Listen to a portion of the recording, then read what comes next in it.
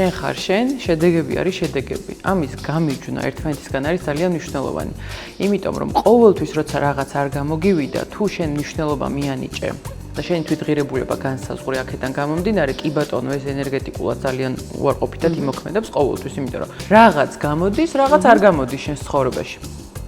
ამისგან განსხვავებით, თუ გაგახსენდება, რომ ეს ცალკე აღებული არის, მე ვარ ყოველთვის, შედეგები კი ბატონო, ხან მუშაობს, ხან არ მუშაობს.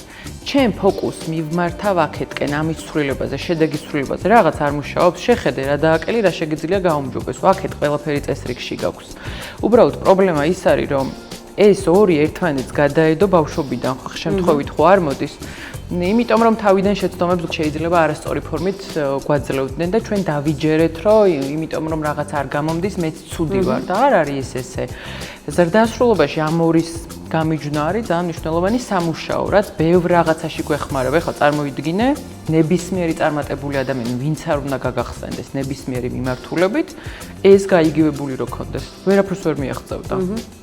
იმიტომ როგორც წესი წარმატებები იქნება აი ამ რაღაცის შედეგის ცვლილების ძალიან ბევრი შეცდომის ხარჯზე და წარმატებას ახერხებენ მხოლოდ ის ადამიანები და ხშირ შემთხვევაში ის ადამიანები ვინც აი ფოკუსს აკეთებს ამაზე რაღაც არ გამოვიდა რა დავაკელი რა გავაუმჯობესო და შედეგებს ცვლის არა თავის თავს იმიტომ რომ აქ ყველაფერი კარგად არის